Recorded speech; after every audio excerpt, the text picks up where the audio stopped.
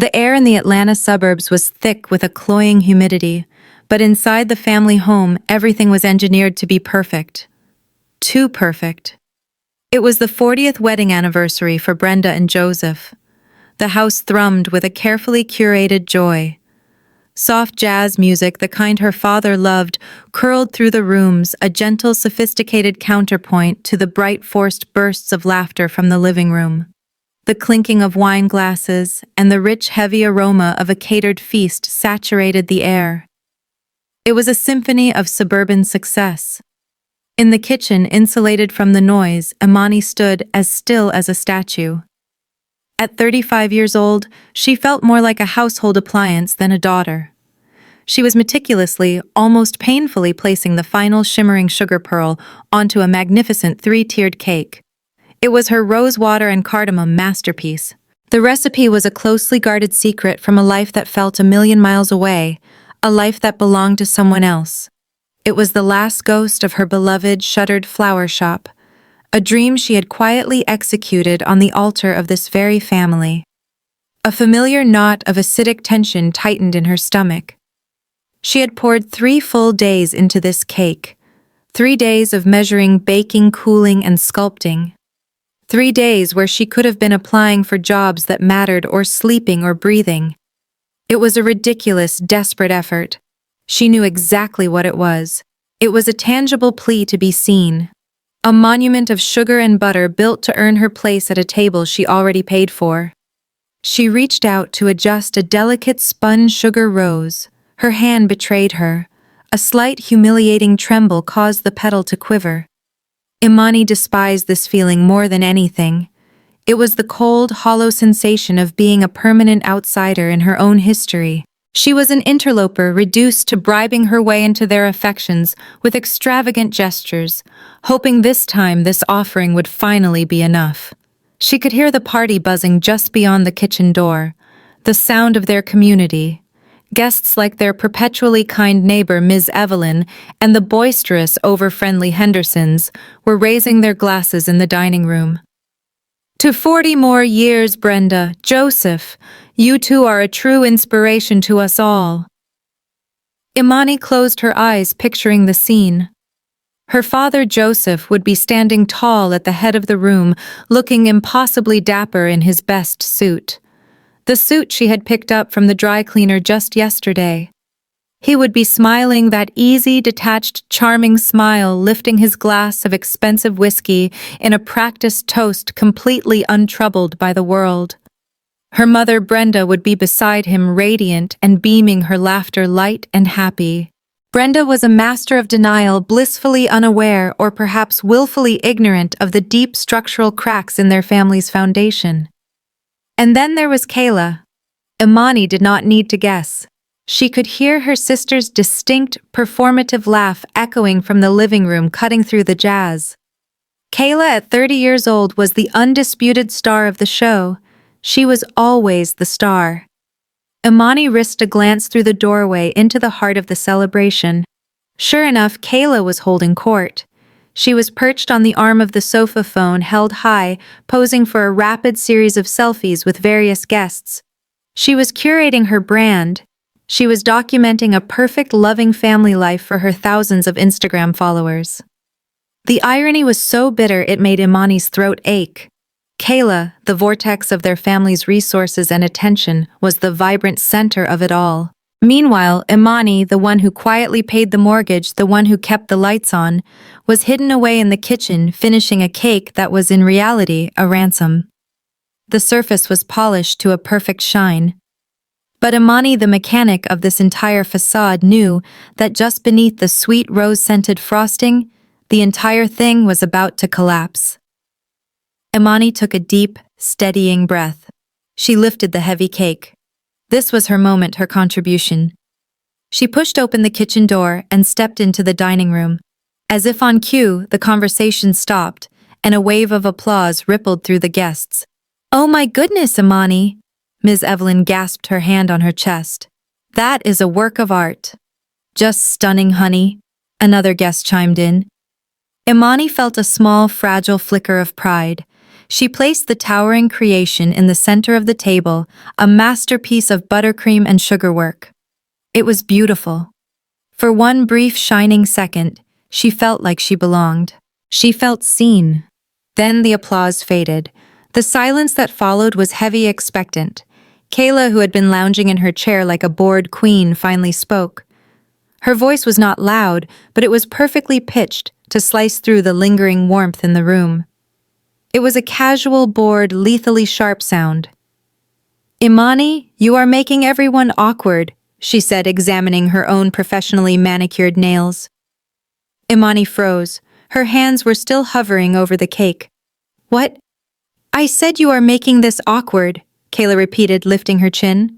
She finally looked at Imani, her gaze flat and cold. "I mean, you are just lingering here in your childhood bedroom, clinging to the past. It has been 5 years. Don't you get tired of it?" A cold shock paralyzed Imani. She tried to form words. "Kayla, I am not. I just..." Kayla cut her off with a dismissive wave of her hand, her voice rising in irritation. "Mom and Dad want to move on. We want to move on. I want to have my friends over without having to explain why my unemployed sister is hogging the bathroom. We want to live without your presence here." The words hung in the air, vibrating. Every molecule of joy, every echo of laughter was instantly sucked from the room. It was dead silent. Ms. Evelyn looked horrified, her mouth open in a perfect round O of shock. The Hendersons suddenly became fascinated by their own plates. Imani's head snapped to her father. Joseph was still at the head of the table. He was still smiling. As if nothing had happened, as if his youngest daughter had not just committed a public execution, he calmly lifted his glass of deep red wine to his lips. He took a long, slow sip. He did not look at Imani. He did not look at anyone. He was a statue of pleasant sociopathic detachment. Then Imani's gaze, begging for rescue, flew to her mother. Brenda was frozen. The bright 40th anniversary smile she had worn all night shattered. It broke like a cheap plate dropped on a tile floor. Her fork, which had been halfway to her mouth, stopped suspended in the air. For a terrible second, she just stared, her eyes wide with a kind of panicked, hunted look. Then slowly, with agonizing precision, she lowered her fork back to her plate. She did not make a sound. She did not protest. She did not defend.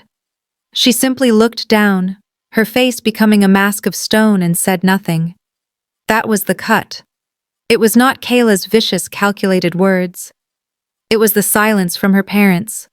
A sickening hot flush of shame burned its way up Imani's neck and flooded her face. It was suffocating.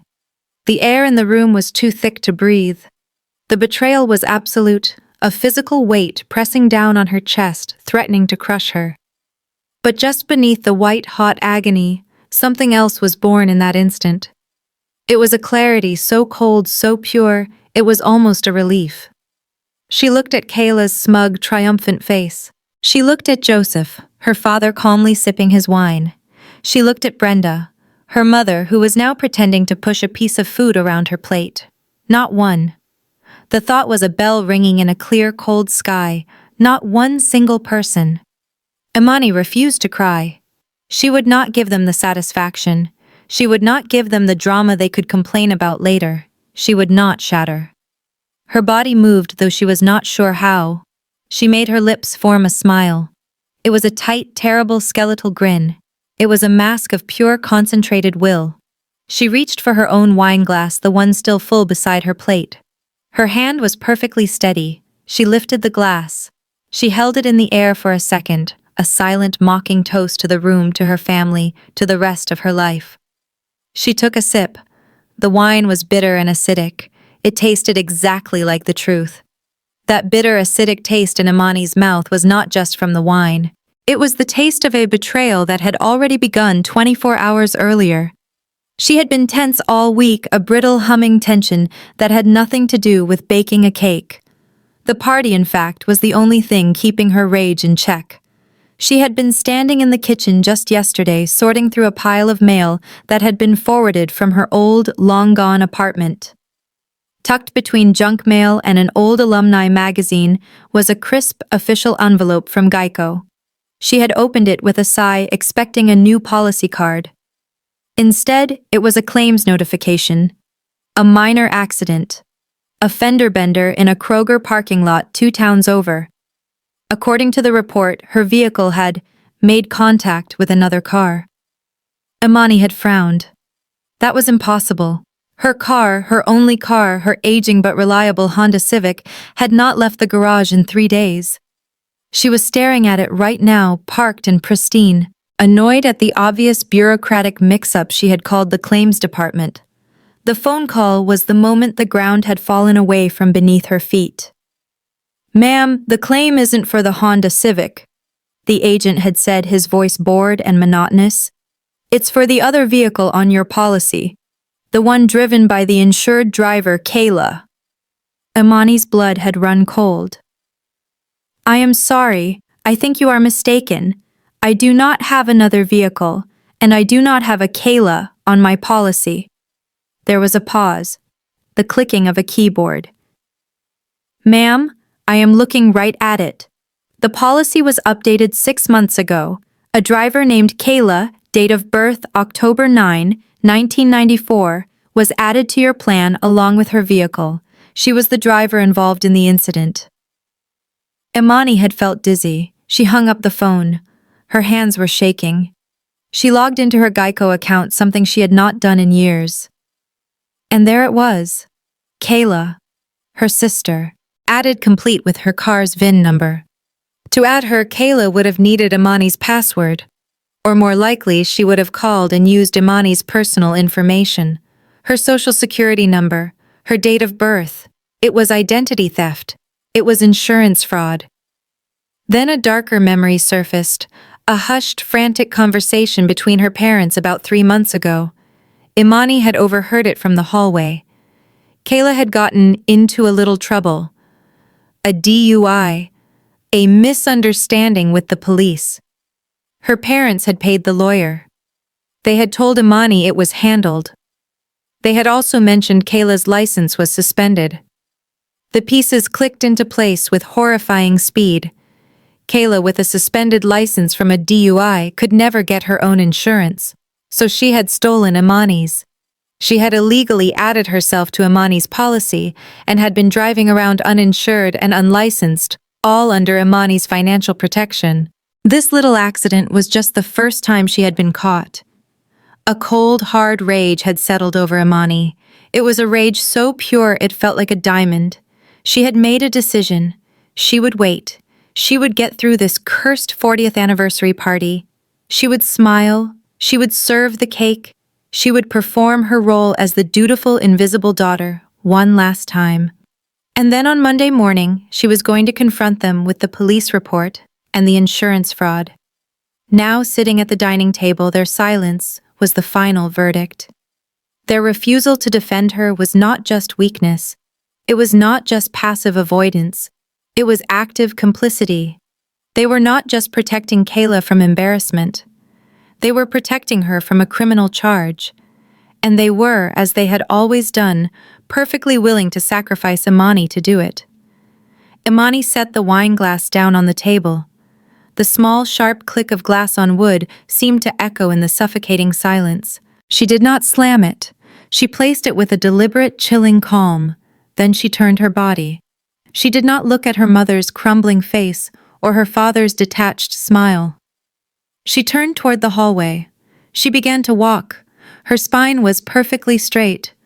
She moved out of the dining room, her footsteps steady on the polished hardwood floors. She walked directly through the living room, a gauntlet of stunned, silent guests. Every eye was on her. Ms. Evelyn, her face a mask of pity and shock, looked like she wanted to reach out, but she kept her hands clasped in her lap.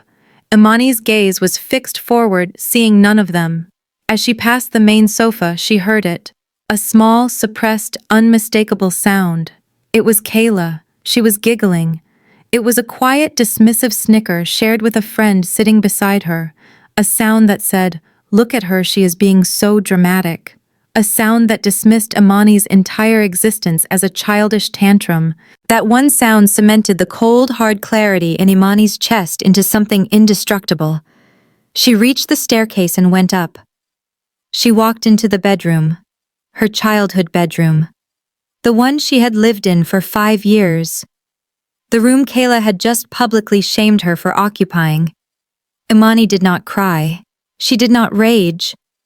She went to the closet and pulled out her black carry-on suitcase. She opened it on the bed. Her movements were economical efficient. She was not running away. She was evacuating. She packed her work laptop and its power cord. She packed her toiletries bag from the bathroom. She grabbed 3 simple professional outfits from the closet, folding them with precise, angry movements. She took her passport and the spare checkbook from the desk drawer. Essentials only. Her hand brushed against a silver frame on the nightstand. She paused. It was a photo of her and Kayla taken a lifetime ago. 2 small gap-toothed girls at a birthday party, their arms slung around each other, grinning. Imani picked it up. She stared at the innocent face of the little girl who had become the woman downstairs. She felt a sharp, sudden pang, not of sadness but of finality. This was a funeral. That girl, that sister, was gone. Imani carefully placed the picture frame face down on the bed. She zipped the suitcase. She walked back downstairs, suitcase rolling quietly behind her. The living room was now desperately trying to regain its festive noise, but the laughter was brittle. She did not walk through the party again. She went through the kitchen past the 3-tiered, magnificent, untouched cake. She opened the back door. She stepped out into the humid Georgia night. The screen door clicked shut behind her. No one called her name. No one followed. No one tried to stop her. She got into her Honda Civic, the car Kayla had committed fraud to insure. She started the engine. She backed out of the driveway. She drove for 10 miles, the bright lights of Atlanta blurring past her window. She pulled into the parking lot of a Holiday Inn Express. It was bland. It was anonymous. It was safe. Her phone had been dark in her purse the entire time. She had turned it off the moment she got in the car. The silence was for the first time hers. The room smelled of industrial bleach and old stale cigarette smoke, a chemical perfume that failed to mask the scent of transient despair. It was a standard, anonymous, soul-crushing motel room. The carpet was a swirling pattern of indeterminate brown and orange rough beneath Imani's feet. The only sound was the rattling bronchial roar of the wall-mounted air conditioning unit as it blasted cold, damp air into the small space. Imani sat on the edge of the stiff polyester bedspread. She had been sitting there for an hour, perfectly still, her black carry-on suitcase standing by the door like a silent, obedient soldier. The numbness that had carried her from her parents' driveway was beginning to fade. In its place, a cold, sharp, and terrifying clarity was rising. She was here. She was nowhere. She finally reached into her purse and pulled out her phone. The screen was a dark, silent void, just as she had left it. Her thumb hovered over the power button. She braced herself as if expecting a physical blow. She pressed it. The phone whirred to life. The screen lit up, and with it a digital avalanche. A long, vibrating cascade of notifications began to pour in. It was a digital scream, missed calls, voicemails, text messages. They just kept coming, one after another, a frantic, desperate attempt to pull her back. She watched her face impassive as the icons populated her lock screen. 10 missed calls from her mother, 5 missed calls from Kayla. She unlocked the phone. The message previews were damning. She opened her mother's text thread first. "Imani, where are you? This is not funny. Answer me. You are embarrassing this family. Come back. Imani, I am serious. Come back. Do not make this a big deal." Imani read the last message twice. Do not make this a big deal. Her public humiliation, the execution of her character by her own sister, the complicit silence of her parents, was not a big deal. It was an inconvenience. It was something to be swept under the rug before the guests noticed the stain. Her mother was not worried. She was annoyed. A cold, hard stone settled in Imani's stomach. She swiped out and opened the thread from Kayla. "What is wrong with you? You totally ruined the party. You are so dramatic, you always do this. Now everyone is looking at me. This is all your fault. Imani scrolled through the words. She scrolled up and down, searching. She was looking for one simple 5-letter word. Sorry, it was not there. She looked for a different phrase. Are you okay? It was not there. There was no remorse. There was no regret. There was not a single solitary shred of humanity. Kayla's messages were not an apology. They were an accusation. Imani's pain was to Kayla a personal attack on her own comfort. Imani did not cry. She had refused to cry at the table, and she would not cry now, not for them. The tears felt frozen solid in her chest, locked away by something far more powerful. A pure, cold, controlled rage. It was a rage that clarified everything. It was a rage that felt for the first time in 5 years like strength. They had not called to apologize. They had called to summon her, to put her back in her box, to make her fix the mess that they had made. Imani stared at the wall at the cheap framed print of a faded watercolor lighthouse. She thought of Kayla's words. We want to live without your presence here. Okay, Imani said aloud to the empty, bleach-scented room. Her voice was quiet, but it did not tremble. It was a vow. You got your wish. The cold rage in Imani's chest was a fragile shield. Beneath it, a tremor of profound, terrifying loneliness was beginning. She had cut the anchor to her family. She was adrift. She needed to hear a voice that was not theirs, a voice that was sane. She scrolled through her contacts past Mother and Kayla, her thumb landing on Elijah. Elijah, her boyfriend of 2 years. He was in Charlotte, North Carolina, a 5-hour drive away. He was a software engineer, a man whose entire world was built on logic, reason, and code. He was kind, he was stable, and he was thankfully completely separate from her family. She pressed the call button. He answered on the 3rd ring, his voice warm and sleepy. Hey, you, he said. Is everything okay? It is kind of late. Imani opened her mouth, and the carefully constructed calm she had maintained since the dining room broke. A single ragged sob escaped her. Elijah, she whispered, and the name was a plea. His voice snapped to attention, all sleepiness gone. Imani, honey, what is wrong? What happened? She told him. The words came tumbling out. The cake, the party, the perfect polished surface, and then Kayla's words, each one a nail in her coffin. We want to live without your presence here. She told him about her father's smile, the sip of wine. She told him about her mother's frozen, silent betrayal. When she finished, there was a long, heavy silence on the line. Elijah, I am here, he said, his voice tight. That is horrible. My God, Imani. Are you okay? Where are you? I am at a hotel, she said, her voice hollow. A Holiday Inn Express. I left. Okay, he said, and she could hear the engineer in him, taking over the problem solver, waking up. That is good. You are safe. That is the main thing. She said, needing more. I cannot believe they did that. Yeah, he said slowly.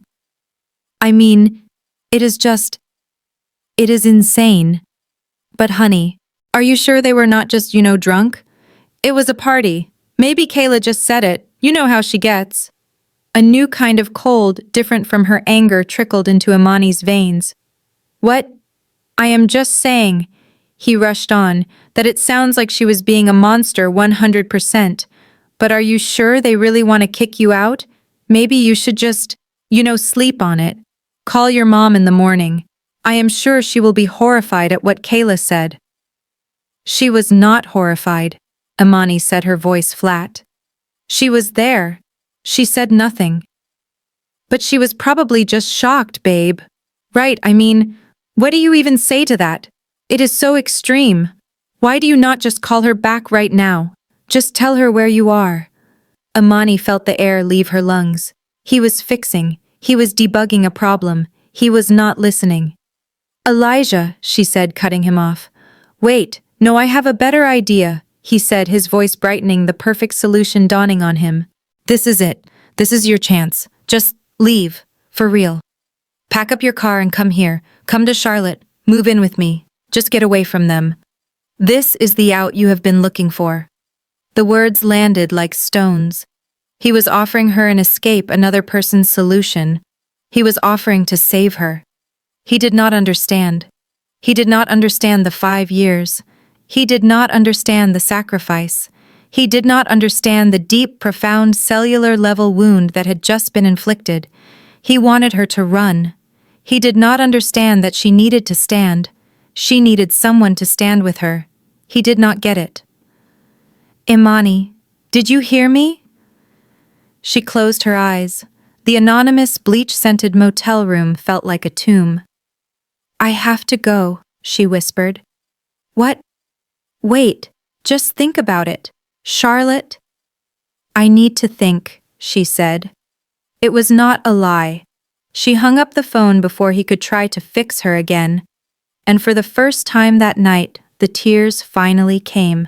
They were not tears of sadness or anger. They were tears of a devastating, absolute solitude. She was well and truly, completely and terrifyingly alone. Imani was wiping the last bitter tears of solitude from her face when the phone lit up again. Her stomach plummeted. She expected Mother or Kayla, but it was not. It was a number she did not recognize. An area code from another part of the state. She stared at it, her heart pounding. It was probably a spam call, a robocall, anything but what she was dreading. She let it ring once, twice, a third time. She was about to silence it when some instinct, some desperate primal urge for a lifeline made her press the green icon. She said nothing. She just listened. There was a crackle of static and then a voice. It was a voice she had not heard in years, a voice like warm honey mixed with gravel. A voice that had been forbidden in her parents' house. Imani, the voice asked, hesitant but strong. Is this Imani? Who is this? Imani said, her voice a reedy whisper.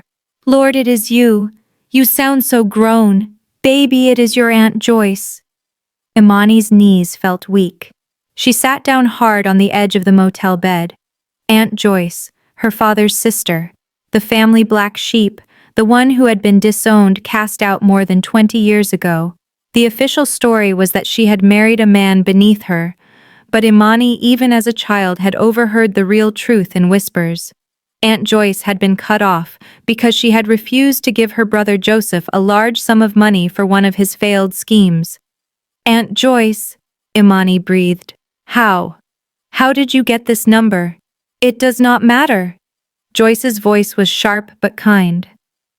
I just got off the phone with Evelyn, your neighbor Ms. Evelyn. She was worried sick about you, baby. She called me. She told me what happened at that party. She told me what that little girl said. She told me what your parents did not say. The words. She told me what happened. Imani's body began to shake. It was not a small tremble. It was a deep, seismic shudder. The validation, the simple act of a witness, shattered the last of her control. She broke. A raw, guttural sob tore itself from her chest, a sound she did not recognize. It was not the silent, lonely tear track from Elijah's call. This was a storm. This was 5 years of humiliation, 5 years of thankless sacrifice, 5 years of being invisible, all clawing its way to the surface. It was the sound of a woman breaking apart. Oh, baby! Joyce's voice came through the lines, steady and sure. You cry it all out, but you listen to me while you do. You are not crying for them. Do you hear me? Do not you waste one more tear on them. You are crying because you are finally free. Imani choked on a sob, clutching the phone. I left that family 20 years ago, and it was the hardest and best thing I ever did in my life. Joyce continued, her voice a righteous sermon. Your father, Joseph, and your mother, Brenda, they are not evil people, Imani. But they are something almost as bad. They are weak, And weak people are cowards. They will let a monster like Kayla run the whole show, drain the life out of everyone in the house just so they can sit in their comfortable little silence. They will sacrifice their own child on the altar just to avoid a difficult conversation. I do not know what to do, Imani whispered, the confession raw. Yes, you do. You already did the first part. You left. Now tell me the rest. What have you done for them, Imani? What have they taken from you? And Imani confessed. For the first time, she said it all out loud to another human being. The words poured out of her, a toxic black river of truth. I sold my shop, she cried. I sold the Bloom Bar, my dream. I sold it 5 years ago to pay off their second mortgage, to stop them from losing this house. Lord have mercy, Joyce breathed. And I have paid. I have paid for everything since. The mortgage, the lights, the water, the internet Kayla needs for her brand, the expensive cable package for Dad, the groceries, the property taxes. I took a job I hate, a job that is killing my soul just to keep them comfortable. And she told her about the insurance, the Geico letter, the fraud, the DUI. The other end of the line was silent for a long, heavy moment. Okay, Joyce said. Her voice was no longer warm. It was cold. It was steel. You listen to me now, Imani. You do not owe them one more thing, not one more thought, not one more tear, and you damn sure do not owe them one more cent of your money. But the house, Imani whispered, the old guilt rising. What about the house? What about your life? They took your career. They took your money. They took your dignity. You have paid your debt, baby. You paid it off 5 years ago. You have been paying interest on a loan that was never yours. So what do I do? You cut the cord, not with a scissors, with an axe. You cancel every single payment. You take your name off every single bill. You stop the money. You stop it all, right now, tonight. You live your life, a life you pay for. You do not under any circumstances let them pull you back down into their mud. You understand me? Imani stood up. The tears had stopped. The shaking had stopped. Yes, she said. Her voice was clear. That is my girl, Joyce said. Welcome to your life. Imani hung up the phone, but Aunt Joyce's words hammered into the silence of the motel room. You have paid your debt, baby. You paid it off 5 years ago. The words acted as a key, unlocking a door in her mind that she had kept bolted shut for 60 agonizing months. The cold, anonymous motel room dissolved, and for a moment she was standing somewhere else entirely. She was back in a place that smelled of life, of eucalyptus, and fresh-cut roses, and damp, rich earth. She was back in the Bloom Bar. It had been more than a shop. It had been her soul rendered in brick and mortar. It was a thriving, breathing entity of her own creation. Sunlight had poured through the big front window, illuminating the colorful chaos of ribbons, the gleaming glass of vases, the buckets of vibrant, fresh flowers. It was her. 5 years ago, she had been at the top of her game. She had just been featured in Atlanta magazine in a glowing 2-page spread. Her design work was in high demand. She had 3 major wedding contracts lined up, clients who were paying her 5-figure deposits without blinking. She was 30 years old and she had made it. She remembered the exact moment her world had cracked. She was in the back room, her hands covered in floral clay, finalizing the centerpiece designs for the Henderson wedding. Her phone had buzzed on the workbench. It was her father. Joseph's voice was not its usual easygoing baritone. It was high, thin, and terrified. It was the voice of a man drowning. Imani, you have to help us. Oh God, I do not know what to do. Dad, what is wrong? Is it Mom? Brenda needed surgery, he had stammered. A full hip replacement. It was expensive, thousands of dollars, and their insurance was barely covering a fraction of it. But that was not the real problem. The real problem, the one he had tried to hide, was that he had co-signed a second mortgage on the house to fund another one of Kayla's genius business projects.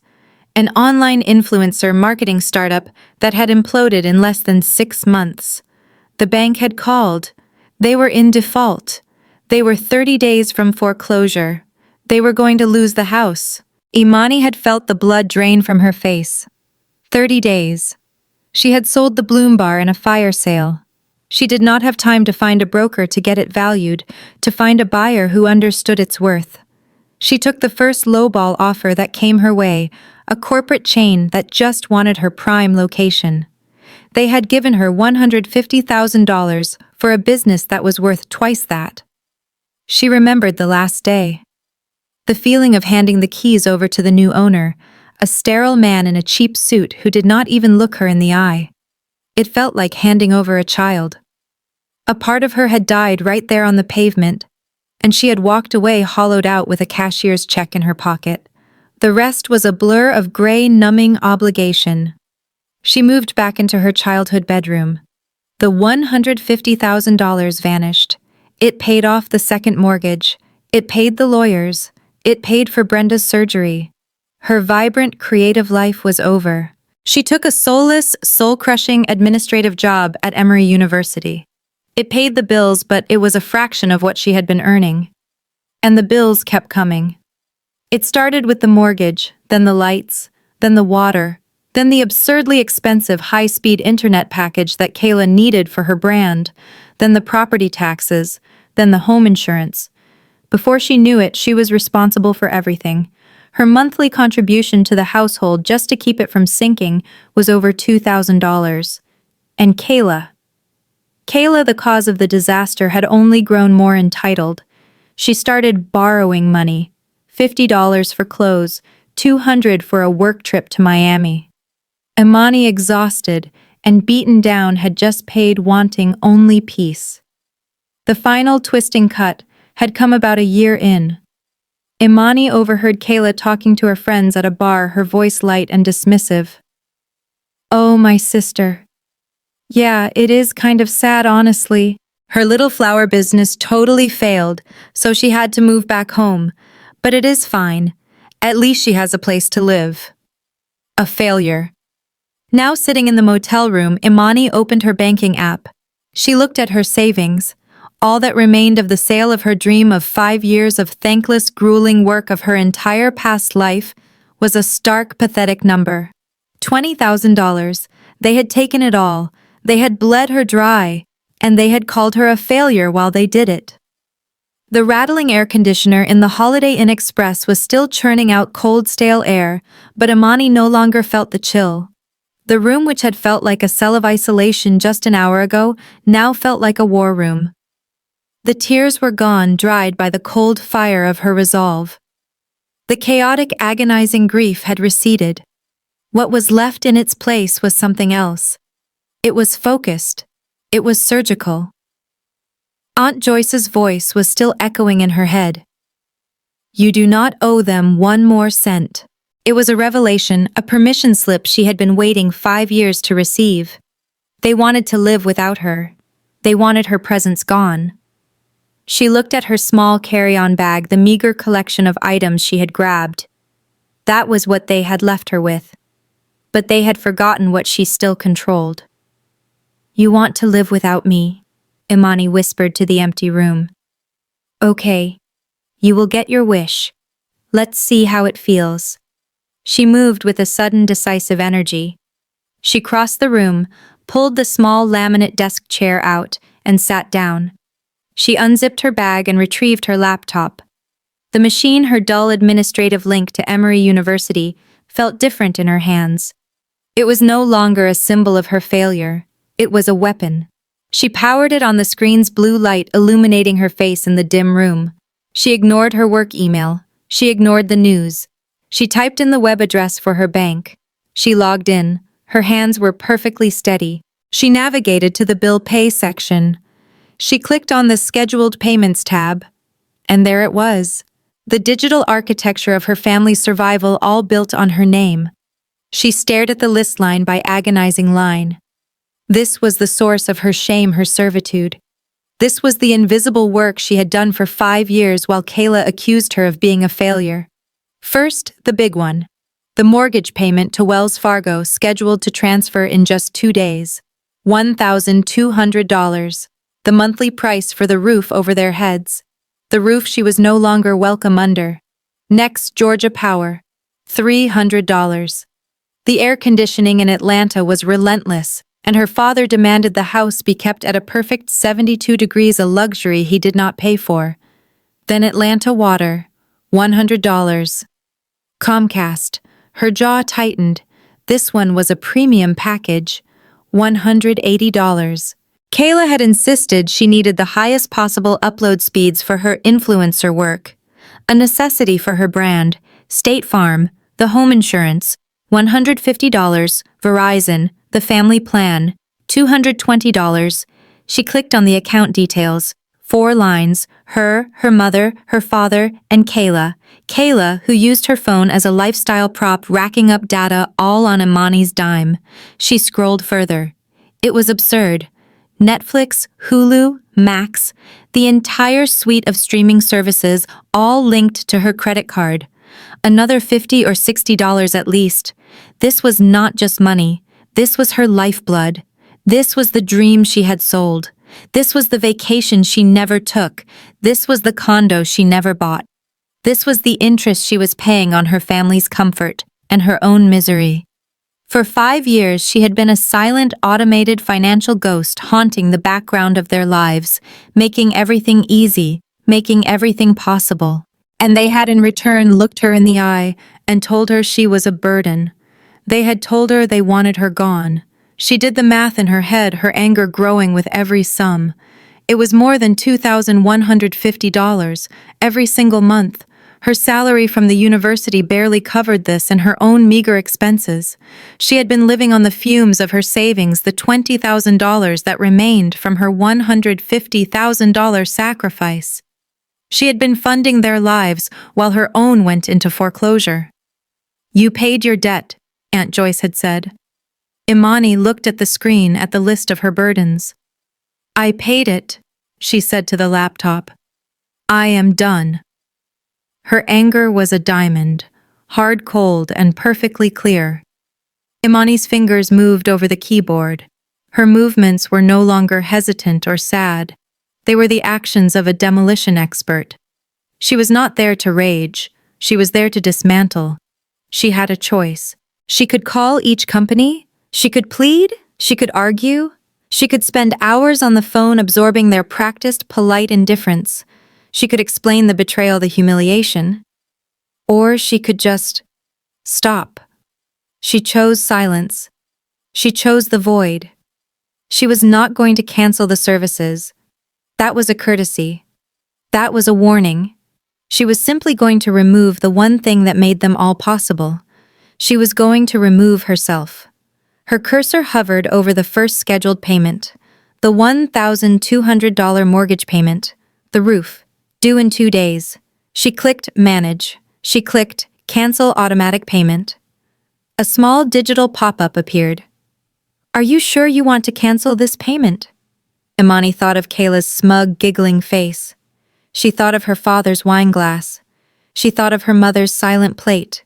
Click. Confirm. The line item vanished. The payment was gone. A jolt of pure cold power shot through her. It was exhilarating.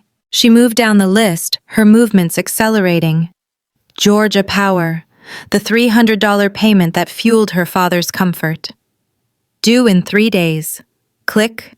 Cancelled. Atlanta Water, $100. Due in 5 days. Click. Cancelled. Comcast. The $180 premium package. Kayla's vital high-speed connection to the world she pretended to impress. Click. Cancelled. State Farm. The $150 home insurance policy. Click. Cancelled. Netflix. Hulu. Max. She went into her credit card's recurring payments portal. Click. Click. Click. All removed. The entire financial scaffolding that held her family's life together was gone in less than 60 seconds. But she was not finished. That was just the foundation. Now she would address the personal insults. She opened a new tab. Geico. She logged into her insurance account, the one she had investigated just yesterday. Her heart hammered against her ribs, but it was a rhythm of adrenaline, not fear. She went to Manage Drivers. There, in black and white, was the name Kayla. She clicked Remove Driver. A box appeared. Reason for removal. She typed, Driver is not a resident and is driving with a suspended license. Click. She went to Manage Vehicles. She removed Kayla's car from the policy. Click. Effective immediately, Kayla was uninsured. And Imani had just created a digital time-stamped record of the fraud. This one, however, required a final sharp punctuation. This was not just about money, it was about law. She opened her email. She composed a new message. Her fingers flew. To Kayla's personal email. Subject: legal notification regarding auto insurance. Kayla. She typed the name, feeling foreign. This email serves as official legal notification. As of 8:14 p.m. tonight, you and your vehicle have been permanently removed from my auto insurance policy with Geico. Your vehicle is now uninsured. Driving it is illegal. I have attached the claim report from your recent parking lot accident, as well as the proof of your license suspension following your DUI 3 months ago. Any future attempt to use my personal information for any purpose, financial or otherwise, will be reported to the authorities as identity theft. She attached the 2 documents. She did not read it over. She did not hesitate. Click. The email was sent. One final piece of business. She opened the last tab. Verizon. She logged into the family plan. 4 lines, all paid by her. She saw the data usage. Kayla's was, as expected, 3 times higher than anyone else's. Imani found the option she was looking for. Transfer of liability. She began the process. She split her own number Imani from the group. She started a new individual plan paid for with her own card. The system informed her the change would be processed at the end of the current billing cycle. She checked the date. The cycle ended in 48 hours. In 2 days, her number would be safe, secure, and hers alone. The other 3 lines, Brenda, Joseph, and Kayla, would be suspended for non-payment. The silence she was offering them would become literal. Imani was finished. She had dismantled 5 years of servitude in less than 15 minutes. She closed the Verizon tab. She closed the Geico tab. She closed the email. She logged out of her bank. She shut the laptop. The sudden darkness of the screen felt like a benediction. She stood up from the desk, her legs shaky but strong. She walked to the window and pulled back the heavy, cheap curtain. She looked down at the bright, empty, anonymous parking lot. They wanted to live without her presence. A long, slow breath she did not realize she had been holding for 5 years escaped her lips. Okay, she whispered, her breath fogging the glass. This is how it begins. It had been 2 days, 48 hours of pure, blessed, uninterrupted silence. Imani had checked out of the Holiday Inn Express that morning. She was sitting in a bright, airy coffee shop in a neighborhood she had always loved but never felt she could afford. The air smelled of roasted coffee and warm pastries, a profound contrast to the bleach and desperation of the motel. Her laptop was open. She was not looking at work emails. She was scrolling through apartment listings, her first real act of building a new life. Her phone vibrated on the table. The screen lit up, displaying a name she had been anticipating. Kayla. Imani's heart did not pound. It did not sink. It simply observed. She knew with the cold certainty of her actions that the Verizon billing cycle had ended last night. The first consequence was here. She let it ring twice, a small, quiet moment of consideration. She wanted to hear this. She needed to. She pressed the green icon and, with deliberate calm, tapped the speakerphone button. She placed the phone on the table next to her laptop. She did not say a word. A sound like a trapped animal, tinny and laced with pure, undiluted panic, erupted from the small device. Imani! Imani, what the hell did you do? Imani took a slow sip of her latte. Hello, Kayla. Do not hello, Kayla me, the voice shrieked. The internet is cut. It is just gone. I am in the middle of trying to upload a paid collaboration and it just died. The voice was breathless with rage. And my phone is shut off. I had to walk 2 miles to a damn Starbucks just to get on their Wi-Fi to call you. And Mom is in the kitchen screaming. She just got a final notice from Georgia Power and the water company. They are threatening to cut everything. She is losing her mind. Imani waited until the tirade had completely finished. The cafe was quiet around her. A man 2 tables over glanced up annoyed by the sudden angry noise. Imani simply looked at him and smiled apologetically, a perfect mask of calm. I am telling you. Kayla's voice dropped into a low, menacing hiss, the one she always used when she was giving an order. I do not know what kind of childish dramatic game you are playing, but you need to fix it. You turn everything back on. Right now. The silence that followed stretched for 5 full seconds. Imani watched a drop of condensation roll slowly down the side of her water glass. No, she said. The word was quiet. It was flat. It was not an argument. It was a fact. It was a steel door, slamming shut and locking. What? Kayla stammered, the raw fury momentarily short-circuiting. What did you just say? I said no. Imani repeated, her voice perfectly even. I am not turning anything back on. You were very clear, Kayla. You said it in front of 15 people. You said you wanted to live without my presence. This is it. This is what that looks like. You are just overreacting, Kayla screamed. You are being so dramatic. This is insane. I am not being dramatic, Imani said. I am being literal. You got exactly what you wanted. There was a choking, sputtering sound from the phone. This is why, Kayla finally spat, her voice thick with venom. This is exactly why. You are just too sensitive. You always have to make everything about you. That is why no one wanted you there in the first place. The line went dead. An abrupt, angry click. Kayla had hung up. Imani stared at the dark screen of her phone. The insults, the words that would have shattered her just 3 days ago, now felt like small, harmless pebbles hitting a brick wall. They were just noise. She turned the phone face down on the table, took another long, slow sip of her warm coffee, and returned her gaze to the laptop. She clicked on a promising 1-bedroom apartment listing in Inman Park. Imani had just paid for her coffee and was packing her laptop ready to leave when her phone buzzed again. It had been a few hours since Kayla's call. She looked at the screen. It was not a number she recognized, but the name on the caller ID made her stomach clench. It was Ms. Evelyn. Imani knew instantly that this was not their kind neighbor calling to chat. This was a tactical maneuver. Her parents' phones were cut off. They had been forced to seek help to walk next door. And they had chosen Ms. Evelyn's phone, knowing Imani would be more likely to answer a number she recognized as safe. She pressed the green icon. She did not put it on speaker this time. She held the phone to her ear, her back to the rest of the coffee shop.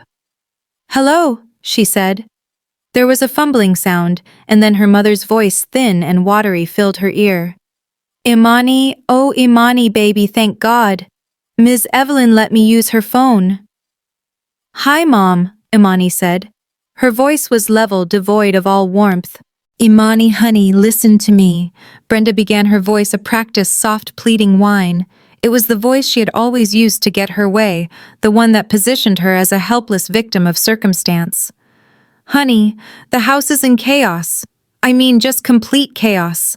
Your father, he cannot watch the news. The cable is just... It is a black screen. And Kayla, she cannot do her work. She is just beside herself. Imani said nothing. She just listened to the catalog of their inconveniences. Brenda's voice grew more desperate in the silence. I do not know what happened, Imani.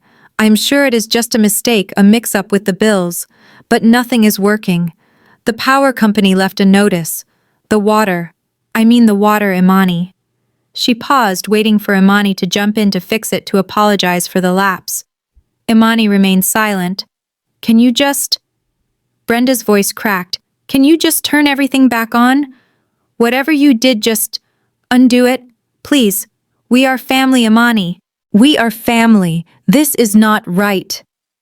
That word, family. It was the same word Brenda had used to guilt her into selling her shop.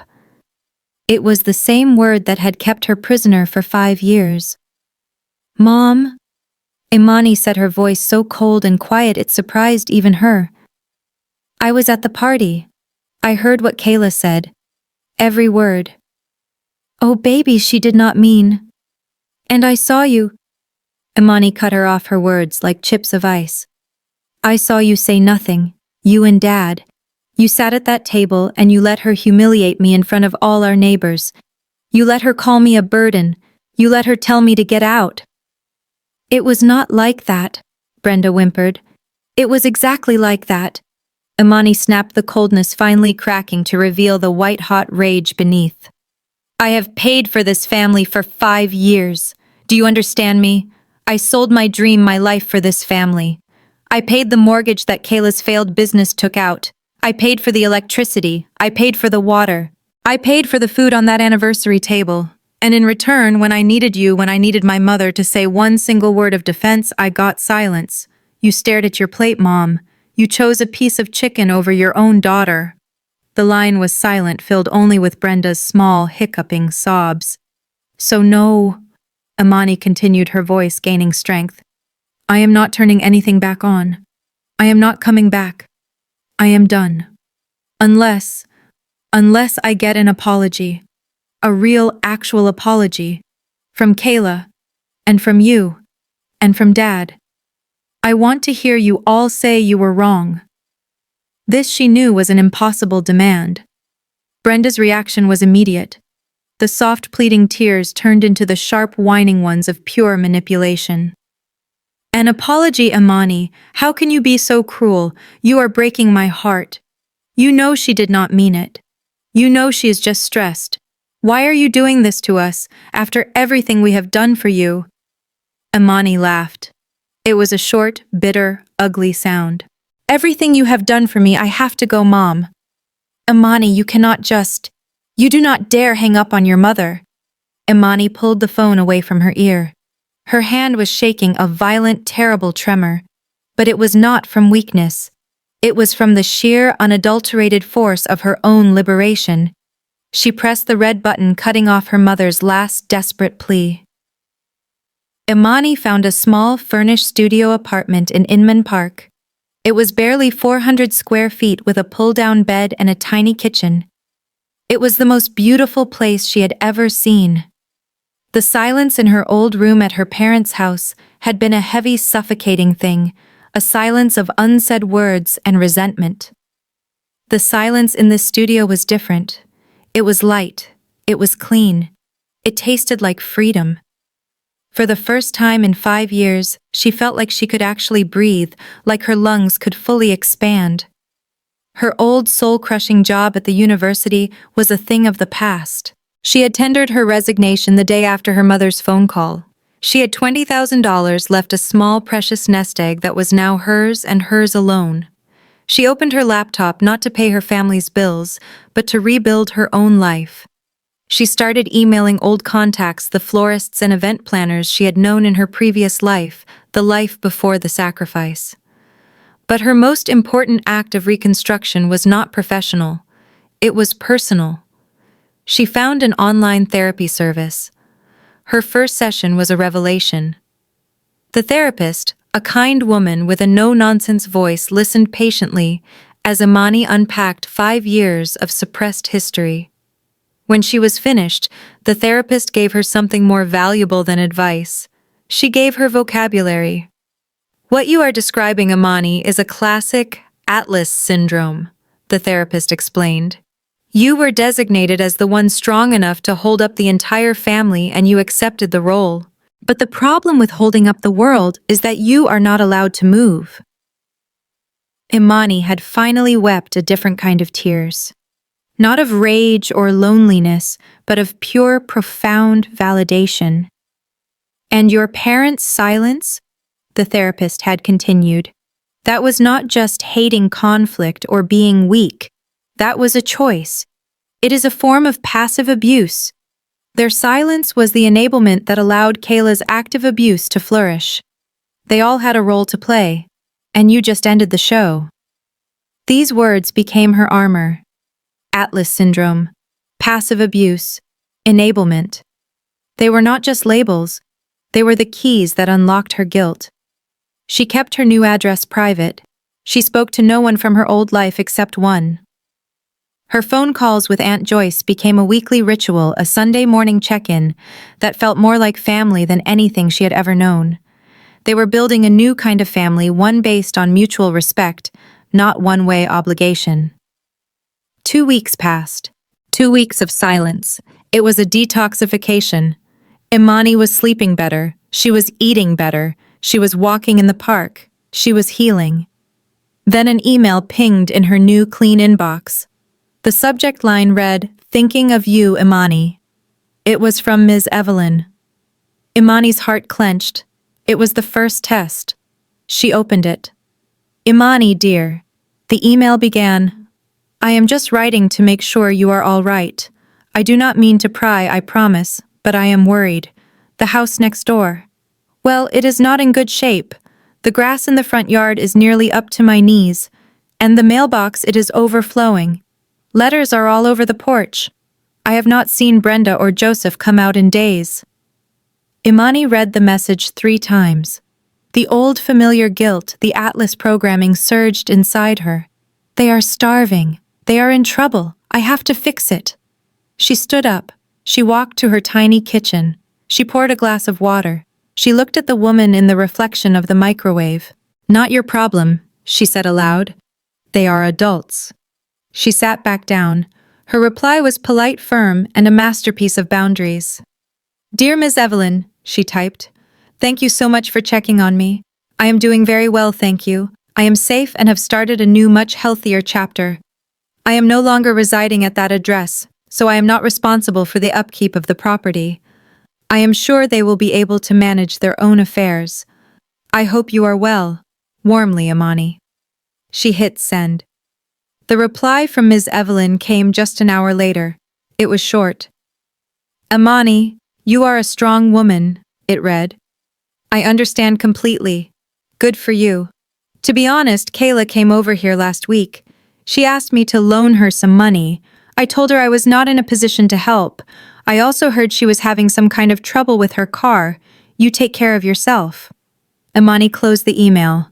She felt a cold, sharp, and deeply satisfying sensation. It was not joy. It was not revenge. It was justice. It was the sound of consequences finally arriving at the correct address. Good, she thought. She took a sip of her coffee. Good. The full story arrived as Imani knew it would through the only channel she trusted. Aunt Joyce called on her Sunday. Her voice was not sad. It was a rich, full-bodied sound of pure, unadulterated vindication.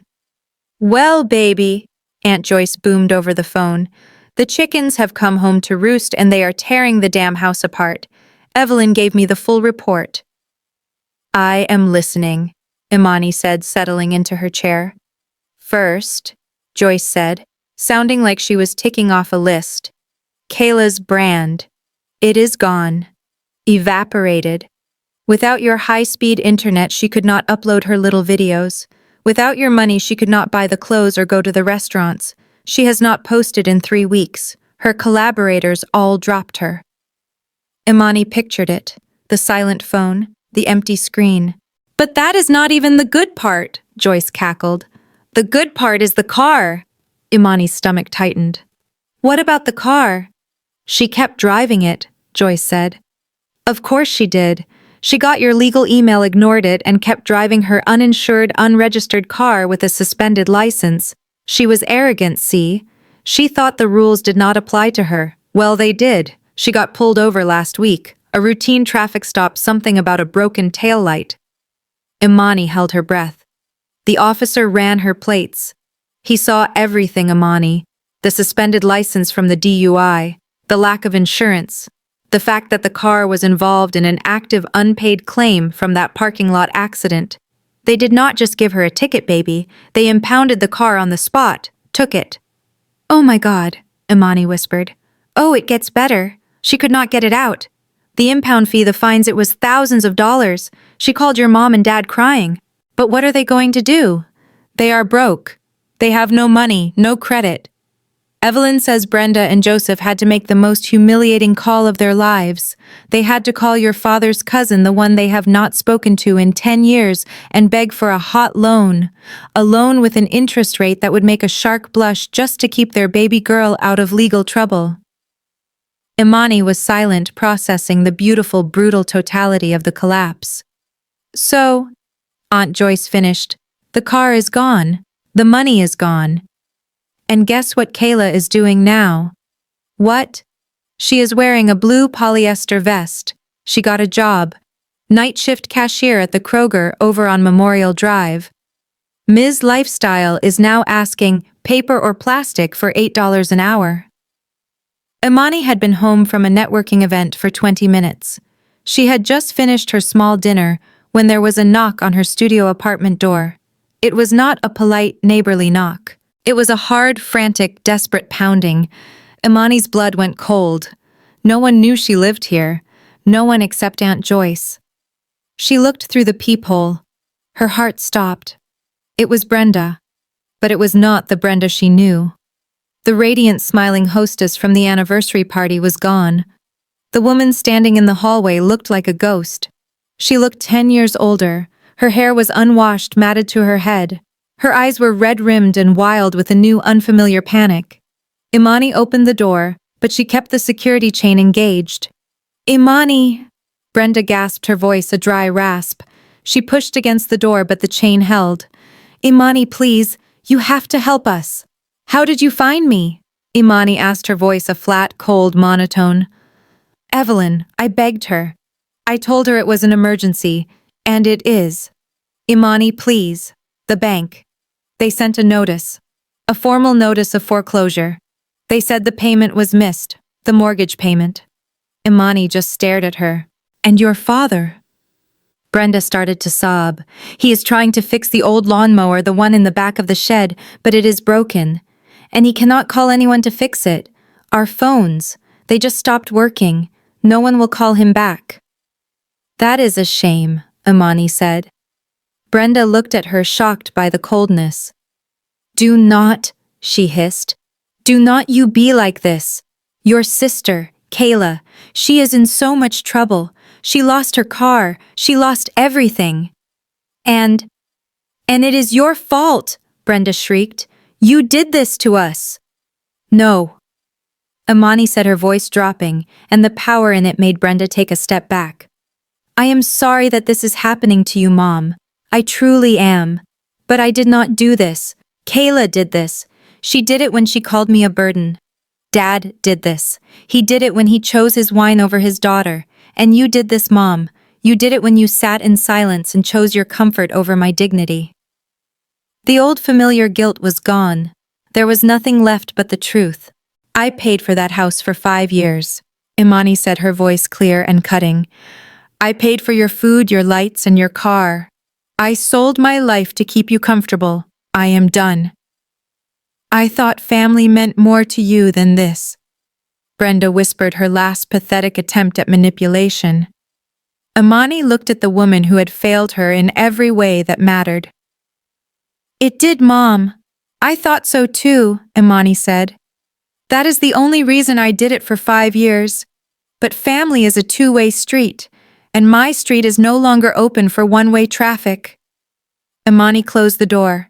She did not slam it. She closed it gently, clicked the deadbolt, and walked away, the sound of her mother's weeping on the other side of the wood, fading until it was finally, blessedly gone.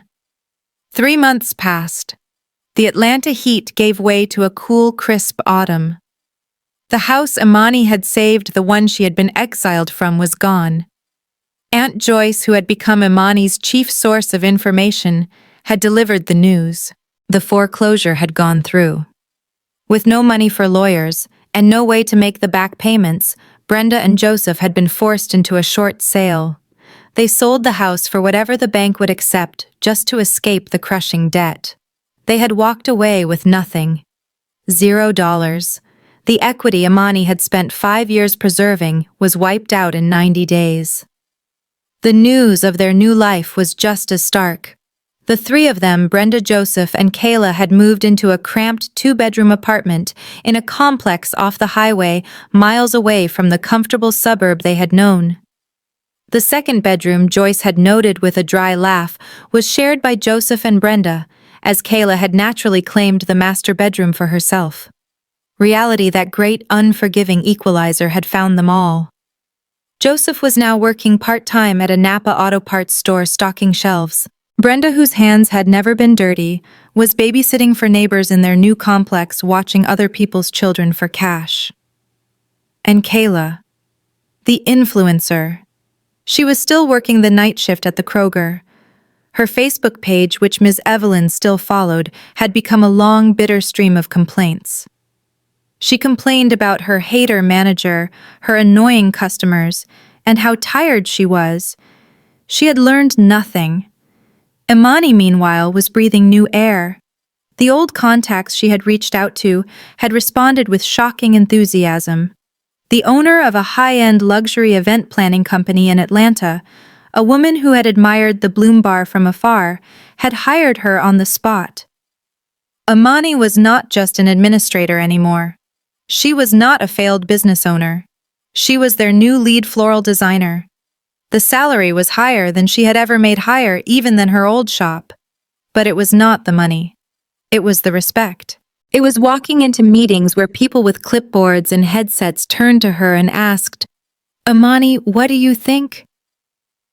It was the feeling of her hands, her creative, capable hands, being in soil and stems and ribbons again.